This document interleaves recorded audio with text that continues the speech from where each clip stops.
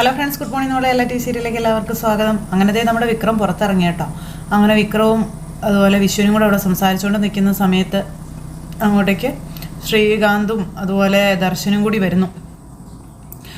അപ്പോൾ അവർ രണ്ടുപേരും കൂടെ വന്നിട്ട് ഇവരെ കളിയാക്കുവാണ്.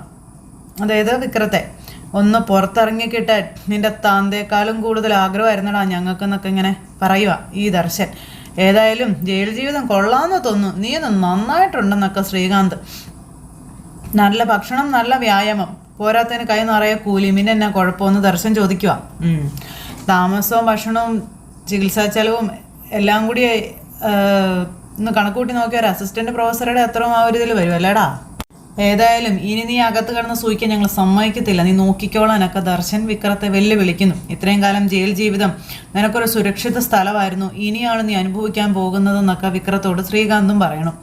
അപ്പം നീ എന്നോടും വേദിയോടും ചെയ്തത് എന്താണെന്ന് എനിക്കും നിനക്കും നന്നായിട്ട് അറിയാമെന്ന് വിക്രം പറഞ്ഞു. കഴിഞ്ഞ 5 കൊല്ലമായി ഇവനൊരു പാവയെ പോലെ ചരടിൽ കെട്ടിക്കൊണ്ട് നടക്കുന്നത് എന്തിനാണെന്നും എനിക്ക് അറിയാവുന്ന കാര്യവും വിക്രം പറഞ്ഞു. തൽക്കാലം നീയുമായിട്ടൊരു തർക്കത്തിന് ഞാനില്ല.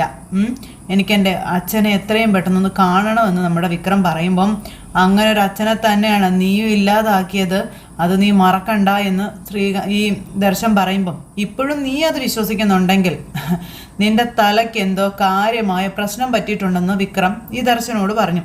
നീ എന്തേ ഇങ്ങനെ ആയി പോയതെന്ന് ഒരുപാട് കാലം ഞാൻ ആലോചിച്ചിട്ടുണ്ട്. ഒരിക്കൽ എന്നോടും വേദിയോടും ഇടപെട്ടിരുന്ന നീയാണോ അതോ ഇപ്പോഴത്തെ നീയാണോ ഒറിജിനൽ എന്ന് എനിക്ക് സംശയം ഉണ്ടായിരുന്നു എന്നും ആ സംശയം അങ്ങ് മാറിക്കിട്ടിയെന്ന് വിക്രം പറഞ്ഞു. അന്നത്തെ നീ അടിമുടി വ്യാജമായിരുന്നു, ആർക്കും തിരിച്ചറിയാനാകാത്ത ഏതൊക്കെയോ ഗൂഢലക്ഷ്യങ്ങളുമായിട്ട് തള്ളവിള ചമഞ്ഞ് നടന്ന ഒരുത്തെ. അതേടാ, എനിക്ക് ഉണ്ടായിരുന്നു ചില ലക്ഷ്യങ്ങൾ, അത് നിറവേറ്റാനേ എല്ലാ കരുക്കളും നീക്കിയിരിക്കുമ്പോൾ തന്നെയാണ് നിൻ്റെ ഒടുക്കത്തെ ഒരു ഒളിച്ചോട്ടവും അവളോടുള്ള പ്രേമവും എൻ്റെ അച്ഛൻ്റെ കൊലപാതകവും ഒക്കെ സംഭവിച്ചതെന്ന കാര്യം ഇവൻ പറഞ്ഞു ഈ ദർശൻ. അതോടെ ഞാൻ സ്വയം ഉണ്ടാക്കി വെച്ചിരുന്ന മറ നീക്കി പുറത്ത് വരാമെന്ന് കരുതിയെന്ന് ദർശൻ ഇങ്ങനെ ഇവരോട് പറയുന്നു വിക്രത്തോടൊക്കെ. നോക്കിക്കോ, ഇനിയാണ് നീ ദർശൻ ആരാണെന്നും എന്തൊക്കെ എനിക്ക് ചെയ്യാൻ പറ്റുമെന്നും കാണാൻ പോകുന്നതെന്ന കാര്യവും പറഞ്ഞ് ഇനി നീ ഏതായാലും സ്വസ്ഥമായിട്ട് പുറം ലോകത്ത് ജീവിക്കില്ല എന്ന് ദർശൻ വിക്രത്തോട് പറഞ്ഞു.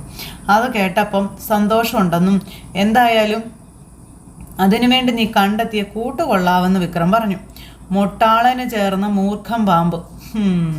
നല്ലതാ, ശരി വിശ്വേട്ടാ വാ എന്നും പറഞ്ഞ് ഇങ്ങനെ അവർ അവിടെ നിന്ന് അങ്ങ് പോയി. ഇവന്മാർ രണ്ടുപേരും കൂടെ അവിടെ നോക്കി നിൽക്കുന്നു. പിന്നെ നമ്മുടെ വിക്രവും വിശ്വനും കൂടെ വീട്ടിലേക്ക് ചെന്നു.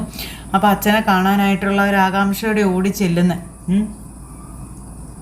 അങ്ങനെ നമ്മുടെ വിക്രം അന്നേരം വിശ്വത്തിനോട് വീടിനെ പറ്റി ചോദിച്ചു. അപ്പോൾ നമ്മുടെ വീടിൻ്റെ ജപ്തി നടക്കുന്നതിൻ്റെ രാവിലെ വരെ ഞാൻ പുറകെ കുറേ ഓടിയതാണെന്നും പക്ഷേ തിരിച്ചു പിടിക്കാൻ പറ്റിയില്ല എന്നും പറഞ്ഞു. പിന്നെ ഒരു 5-6 സെൻറ്റ് സ്ഥലത്തിന് അന്ന് അഡ്വാൻസ് കൊടുത്തില്ലായിരുന്നോ, അത് വാങ്ങി അവിടെ ഒരു വീട് പണിയുന്നുണ്ടെന്നാണ് കേട്ടത്, അതായത് വിനായകൻ്റെ. ഇപ്പോൾ ഒരു വാടകയ്ക്കാണെന്ന് പറഞ്ഞു. അപ്പോൾ അത് കേട്ടപ്പം അച്ഛനെ കാണാനൊന്നും വരാറില്ലേ എന്ന് ചോദിച്ചു വിക്രം. വല്ലപ്പോഴും ഒന്ന് ഓടി വരും. നന്ദനയുടെ സ്വഭാവം നിനക്കറിയാലോ, അച്ഛനെ വിഷമിപ്പിക്കാൻ വേണ്ടി മനഃപൂർവ്വം അവൾ എന്തെങ്കിലും പറയും. അങ്ങനെയാണെങ്കിൽ ഇനി വരുമ്പോൾ ഒറ്റയ്ക്ക് വന്നാൽ മതിയെന്നും എനിക്ക് അവനോട് ഒരിക്കലും പറയേണ്ടി വന്നു എന്നും പറഞ്ഞു.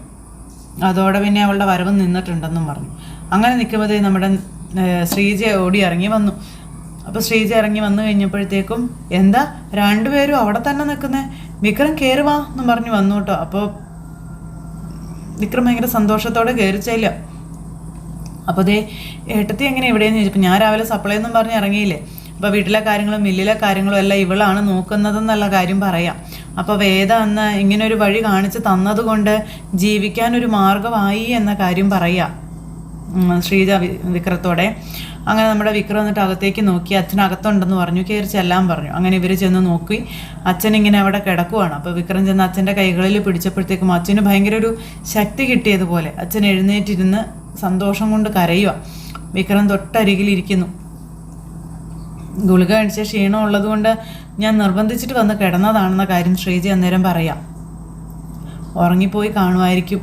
അപ്പോൾ നീ പുറത്തിറങ്ങുമ്പോൾ ഗേറ്റിന് അടുത്ത് കാത്തു നിൽക്കണമെന്നൊരാഗ്രഹം എനിക്കുണ്ടായിരുന്നു, പക്ഷെ അത് പറ്റിയില്ല എന്ന് അച്ഛൻ വിക്രത്തോട് പറയുക കേട്ടോ. അപ്പോൾ അത് കേട്ടപ്പോൾ വിക്രത്തിന് ഭയങ്കര ഒരു വിഷമം, ഭയങ്കര സങ്കടത്തോടു കൂടി വിക്രം ഇങ്ങനെ ഇരിക്കുന്നു.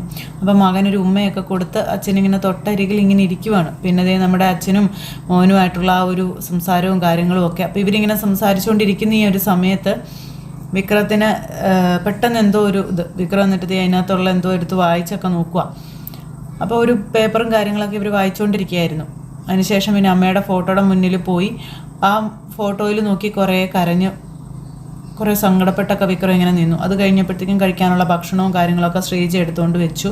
അപ്പോൾ ശ്രീജ ഇങ്ങനെ ഇവർക്ക് വിളമ്പി കൊടുത്തപ്പോൾ ശ്രീജയോട് ഇരുന്ന് കഴിക്കാൻ പറഞ്ഞു. അപ്പോൾ ശ്രീജ പിന്നെ കഴിച്ചോളാമെന്ന് പറഞ്ഞു. അതൊന്നും വേണ്ട, മോളി ഇരിക്കുക, കഴിക്കുക, അവൻ അതിഥിയൊന്നും അല്ലല്ലോ, ആവശ്യമുള്ളത് വിളമ്പി കഴിച്ചോളും എന്ന് അച്ഛൻ ഇങ്ങനെ പറയാം കേട്ടോ.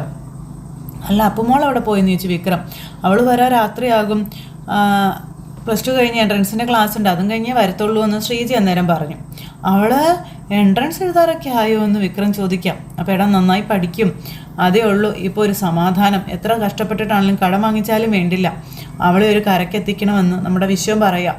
അത് കേട്ടപ്പം വിക്രത്തിന് സന്തോഷമായി. വിശ്വനും ശ്രീജിയും അവരെ കൊണ്ട് കഴിയുന്നത് പോലെ അധ്വാനിക്കുന്നുണ്ട്.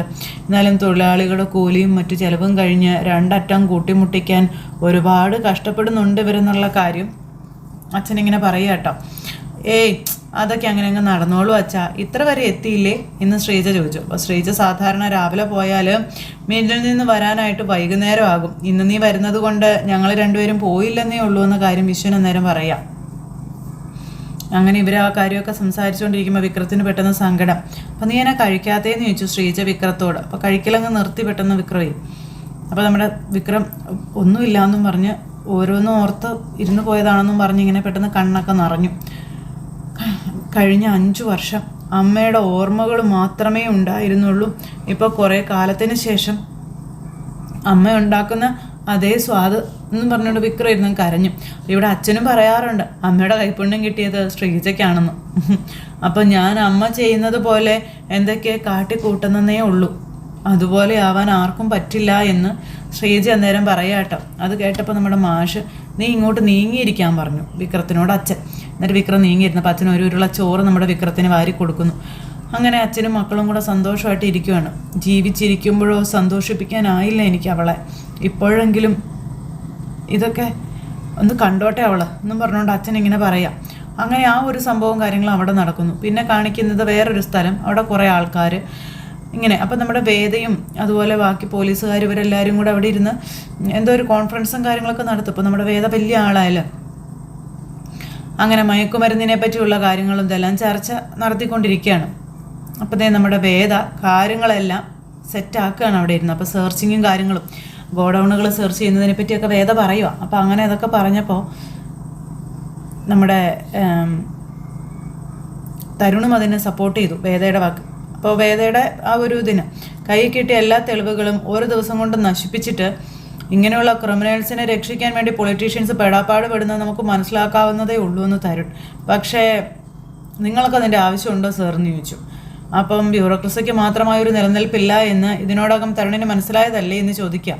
വേദ യു മസ്റ്റ് ബാക്കപ്പ് ദ ഇതെന്നൊക്കെ പറഞ്ഞിങ്ങനെ പറഞ്ഞു കൊടുക്കുന്നു. അപ്പോൾ നമ്മുടെ വേദ പക്ഷേ ഭയങ്കര സെറ്റായിട്ട് ഇങ്ങനെ നിന്ന് സംസാരിക്കുകയാണ് അവിടെ ഇരുന്ന്. അങ്ങനെ നമ്മുടെ വേദ അവിടെ നിന്ന് എഴുന്നേറ്റ് പോണു. വേദ അവിടെ നിന്ന് എഴുന്നേറ്റ് പോയി കഴിഞ്ഞപ്പോഴത്തേക്കും തരുണും ബാക്കിയുള്ള പൊളിറ്റീഷ്യൻസും അവിടുത്തെ ഓഫീസേഴ്സും ഒക്കെ കൂടെ ഇരിക്കുക. തരുൺ ഇത് തുടക്കത്തിൻ്റെ അടുത്ത ചാട്ടമാണ്, താനൊന്ന് ഉപദേശിച്ച് നേരെയാക്കുന്നത് നല്ലതായിരിക്കും എന്ന് പറഞ്ഞു. അല്ലെങ്കിൽ അതിൽ വരുന്ന പ്രശ്നങ്ങൾ, അപ്പോൾ ജീവിതം തുടങ്ങിയിട്ടല്ലേ ഉള്ളൂ അനിയ, അപ്പോൾ ഈശ്വരൻ സഹായിച്ച് അത് മുന്നോട്ട് പോകണ്ടേ എന്നിങ്ങനെ ചോദിക്കുക അവിടെ ഇരിക്കുന്ന പൊളിറ്റീഷ്യൻസ് നമ്മുടെ തരുണിനോട്.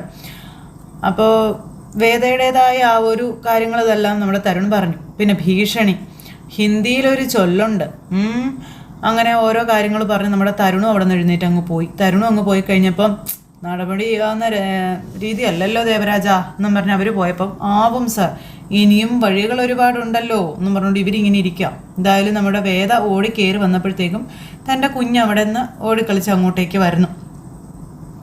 അപ്പോൾ മോൾ ഓടി വന്നപ്പോൾ വേദമോൾക്ക് എന്നോട് എന്തോ ഒന്ന് പറയാനുണ്ടല്ലോ എന്ന് പറഞ്ഞു. പിന്നല്ലാതെ ഇന്ന് എന്തൊക്കെ വിശേഷങ്ങൾ ക്ലാസ്സിലുണ്ടായിരുന്നെന്ന് അറിയോ എന്ന് മോള് ചോദിച്ചു. ആണോ?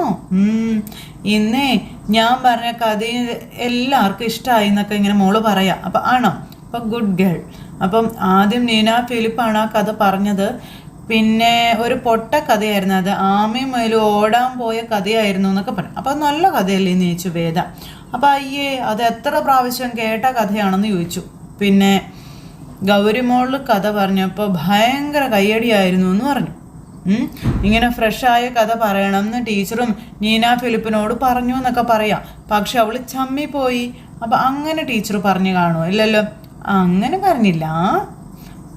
പക്ഷെ ഗൗരിമോളുടെ കഥ ഫ്രഷാണെന്ന് പറഞ്ഞപ്പോൾ അത് കേട്ട മതി ശരിക്കും അവരൊക്കെ ചമ്മിപ്പോയി എന്നും പറഞ്ഞിരിക്കാം. അപ്പം അത് മോൾക്ക് വെറുതെ തോന്നിയതായിരിക്കും എന്ന് വേദ.